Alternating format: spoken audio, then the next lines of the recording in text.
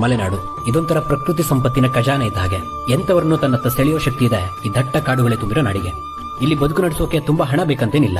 ಈ ಪ್ರಕೃತಿಯೊಂದಿಗೆ ಬೆರೆತು ಬದುಕೋಕಾಗದೇ ಇದ್ರೆ ಅಂತವರಿಗೆ ಇಲ್ಲಿ ಜೀವನ ಸಾಧ್ಯವಿಲ್ಲ. ಯಾಕಂದ್ರೆ ಕೆಲವು ಕಡೆ ಮಳೆ ಬಂದ್ರೆ ವಾರಗಟ್ಲೆ ಕರೆಂಟ್ ಇರಲ್ಲ. ಇನ್ನು ಕೆಲವು ಊರುಗಳಿಗೆ ತಲುಪೋಕೆ ರಸ್ತೆಗಳೇ ಸಿಗಲ್ಲ. ನೆಟ್ವರ್ಕ್, ಇಂಟರ್ನೆಟ್ ಕನ್ಸಿನ ಮಾತಾ ಇದೆಲ್ಲ. ಆದ್ರೂ ಮಿತವಾದ ಸೌಲಭ್ಯಗಳಲ್ಲೇ ಅದೆಷ್ಟೋ ಕುಟುಂಬಗಳು ನೆಮ್ಮದಿಯ ಬದುಕು ಸಾಗಿಸ್ತಾ ಇದಾವೆ. ಅವಕ್ಕೆ ಲೋಕದ ಗೊಡವೆ ಇಲ್ಲ. ಕಾಫಿ, ಅಡಿಕೆ, ಭತ್ತ, ಕಾಳುಮೆಣಸು ಈ ಬೆಳೆಗಳೇ ನಮ್ಮ ರೈತರ ಜೀವಾಳ. ರೋಗದ ಮಧ್ಯೆ ಈ ಬೆಳೆಗಳನ್ನ ಬೆಳೆಸಿ, ಉಳಿಸಿ, ಒಣಗಿಸಿ ಮಾರಿ ಮನೆಗೆ ಬರುವವರೆಗಿನ ಕಥೆಯನ್ನಂತೂ ಕೇಳಲೇಬೇಡಿ. ಅದಂತೂ ತುಂಬಾ ಕರಾಳ. ಸೂರ್ಯೋದಯದಿಂದ ಸೂರ್ಯಾಸ್ತಮದವರೆಗೂ ಕೆಲಸ ಮಾಡ್ತಾರೆ ನಮ್ಮ ಜನ. ಅವ್ರಿಗಂತೂ ಪುರ್ಸೊತ್ತೇ ಇರಲ್ಲ. ಆದ್ರೂ ಬೆಳಗ್ಗೆದ್ದವರೇ ಹೇಳ್ತಾರೆ, ಎಲ್ಲರ ಮನೆದು ಮುಗೀತು, ನಮ್ದಿನ್ನು ಕೆಲಸನೇ ಮುಗ್ದಿಲ್ಲ.